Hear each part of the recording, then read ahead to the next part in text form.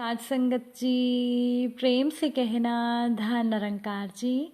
एक नई साखी के साथ स्वागत है आप सभी का आपके ही अपने चैनल पर।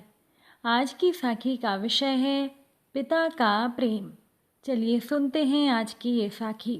साथ संगत जी, ट्रेन में समय गुजारने के लिए बगल में बैठे हुए बुजुर्ग से बात करना शुरू किया राघव की पत्नी निधि ने, और पूछने लगी, आप लोग कहाँ तक जाएंगे? बुजुर्ग ने जवाब दिया, इलाहाबाद तक। निधि ने भी मजाक में कह दिया, कुंभ लगने में तो अभी बहुत समय है बाबा।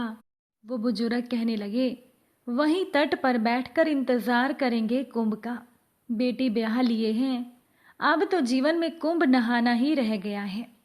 निधि कहने लगी, अच्छा बाबा, बताइए आपके परिवार में कौन कौन है? बुजुर्ग कहने लगे, कोई नहीं, बस एक बेटी थी, पिछले हफ्ते उसकी भी शादी कर दी। निधि ने पूछा, अच्छा आपका दामाद क्या करता है? बुजुर्ग कहने लगा, वो हमारी बेटी को पसंद करता है। कहते हुए उस बुजुर्ग ने अपनी नम आंखें पंखे पर टिका दी। थोड़ी देर की चुप्पी के बाद जब निधि ने उस बुजुर्ग के कंधे पर हाथ रखकर धीरे से कहा, बाबा, दुख बांटने से कम होता है, तो उस बुजुर्ग की आंखों से आंसुओं का सैलाब ही उमड़ पड़ा। थोड़ा शांत होने के बाद उन्होंने बताया कि बेटी ने कहा था, अगर मेरी उससे शादी नहीं हुई तो मैं जहर खा लूंगी। बिन माँ की बच्ची थी, उसकी खुशी के लिए सब कुछ जानते हुए भी मैंने हाँ कह दी और पूरे धूमधाम से शादी की व्यवस्था में जुट गया। जो कुछ मेरे पास था सब गहने जेवर आओ भगत की तैयारियों में लगा दिए। तभी ऐन शादी के एक दिन पहले मेरे समधी पधारे और दहेज की मांग रख दी। जब मैंने मना किया तो बेटी ने कहा, पिताजी आपके बाद तो सब मेरा ही है, अभी ही क्यों नहीं दे देते? तो हमने घर और ज़मीन बेचकर नगद की व्यवस्था कर दी। निधि ने बाबा को कहा, सब कुछ उसका ही था बाबा, आपको मना कर देना चाहिए था।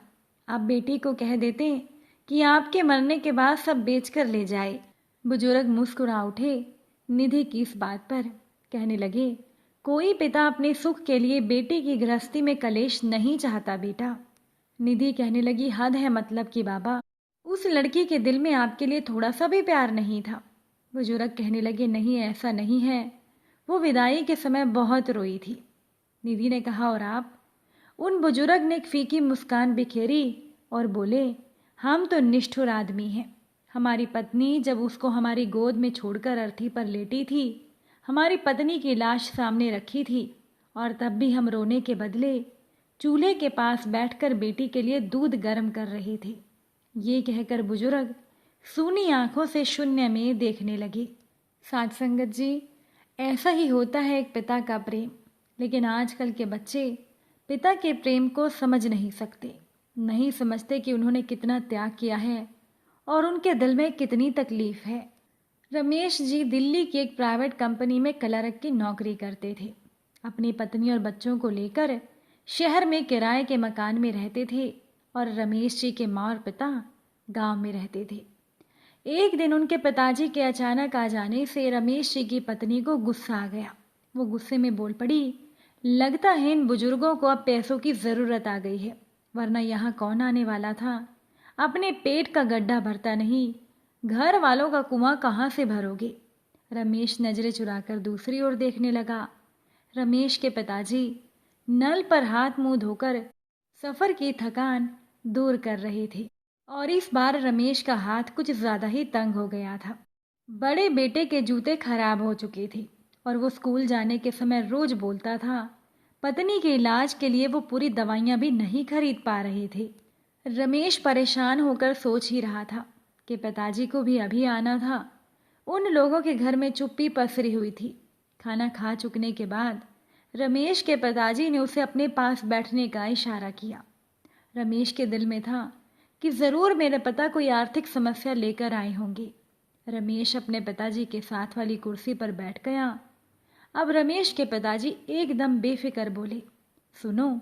रमेश सांस रोककर अपने पिता के मुंह की ओर देखने लगा, रोम रोम कान बनकर अगला वाक्य सुनने के लिए बेचैन था। रमेश के पिताजी बोले, खेती के काम में घड़ी भर की फुर्सत नहीं मिलती है। इस समय काम का जोर है। मैं रात की गाड़ी से ही वापस चला जाऊंगा। 4 महीनों से तुम्हारी कोई चिट्ठी नहीं मिली थी और जब तुम परेशान होते हो तभी तुम ऐसा करते हो। तब रमेश के पिताजी ने अपनी जेब से 200 रुपए के 10 नोट निकालकर रमेश की ओर बढ़ा दिए। कहने लगे, बेटा रख लो, ये तुम्हारे काम आएंगे। इस बार धान की फसल अच्छी हो गई है। घर में कोई परेशानी नहीं है। तुम बहुत कमज़ोर लग रहे हो। ढंग से खाया पिया करो और अपनी पत्नी का भी ध्यान रखा करो। रमेश तो कुछ बोल ही नहीं पाया। शब्द जैसे रमेश के गले में फंस कर रह गए हों। अब इससे पहले रमेश कुछ कहता, उससे पहले ही पिताजी ने प्यार से डांटा, ले लो पैसे, बहुत बड़े हो गए हो क्या? रमेश ने कहा, नहीं तो पिताजी। पिताजी ने वो नोट रमेश की हथेली पर रख दिए। रमेश को बचपन की याद आ गई, जब बचपन में उसके पिताजी उसे स्कूल भेजने के लिए इसी तरह से उसकी हथेली पर 1 रुपए का सिक्का रख दिया करते थे। परंतु तब रमेश की नज़रें आज की तरह झुकी हुई नहीं होती थी। साथ संगत जी, पिता तो एक वट वृक्ष के समान होते हैं, जिनकी छाया में उनकी संतान संकट के समय शगुन महसूस करती है। पिता का जीवन में होना किसी उपहार से कम नहीं होता।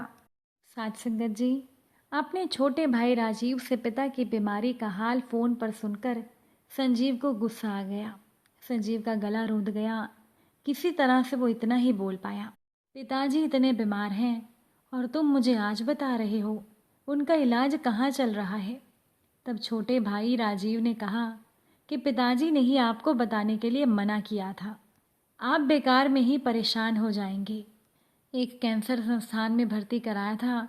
डॉक्टरों ने जवाब दे दिया है और घर ले जाने को कहा है, और ये भी कहा है कि अब तुम्हारे पिताजी केवल 2 या 3 दिनों के मेहमान हैं। ये सुनकर बड़ा भाई संजीव कहने लगा, तू महान है राजीव, मैं तो पिताजी के लिए कुछ भी ना कर पाया। कहते कहते फ़ोन संजीव के हाथ से छूट गया और अब संजीव भी फूट फूट कर रोने लगा था कि तभी संजीव के कानों में अपनी पत्नी रमा की आवाज़ सुनाई दी कि अब रोते ही रहोगे कि अपने पिता के पास भी जाओगे? अगर पहुंचने में देर हो गई तो सासू माँ का सब जेवर हमारे हाथ से चला जाएगा। तो संजीव ने रात की टिकट बुक कर ली।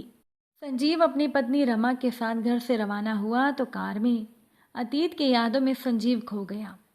4 वर्ष पहले माँ की मृत्यु के बाद घर से लौटते समय पिताजी को संजीव अपने साथ अपनी नौकरी वाले स्थान पर ले आया था, ताकि पिताजी के लिए कुछ बदलाव हो जाए। अब संजीव के घर की शान शौकत देखकर संजीव के पिता बहुत खुश हुए। वो बार बार भगवान का शुक्रिया अदा करते।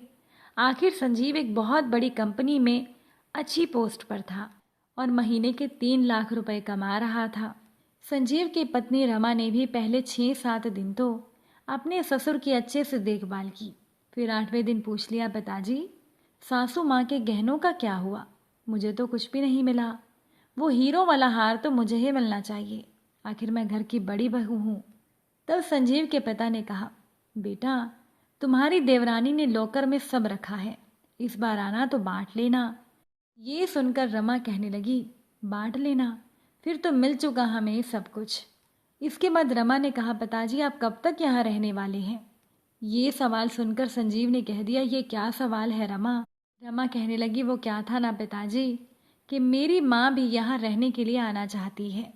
संजीव के पिताजी बोले, बस बहू, मैं 2-3 दिन के बाद यहाँ से चला जाऊँगा। उसके बाद संजीव के पिताजी कभी भी संजीव के पास रहने नहीं आए थे। पिताजी की 13वीं का काम अच्छे से हो गया था। पगड़ी की रस्म में छोटे भाई राजीव ने बड़े भाई संजीव के पैरों पर पगड़ी रखते हुए उनसे घर द्वार और सारी जायदाद संभालने की विनती की, लेकिन संजीव ने छोटे भाई राजीव को पगड़ी पहना दी। श्राद्ध में भाग लेने के लिए खानदानी वकील भी आए थे। सभी रिश्तेदारों के सामने संजीव ने वकील साहब से कहा, पिताजी जब 4 साल पहले बेंगलोर गए थे तो उन्होंने अपनी वसीयत तैयार करवाई थी, कृपया सबके सामने उसे खोलकर सबको सुना दे। कमरे में सन्नाटा छा गया। फिर आपस में सभी बात करने लगे कि तभी वकील साहब की आवाज़ गूंजी। उस वसीयत में लिखा था कि मैं कृपा शंकर अपने पूरे होशो आभास में अपने बड़े बेटे संजीव को अपनी पूरी जायदाद से बेदखल करता हूँ और अपनी पूरी चल अचल संपत्ति का वारिस मैं अपने छोटे बेटे राजीव को बनाता हूँ। उस वसीयत में बाकी गवाहों के अलावा खुद संजीव के भी हस्ताक्षर थे। सुधा हैरानी के साथ अपने पति संजीव को देख रही थी।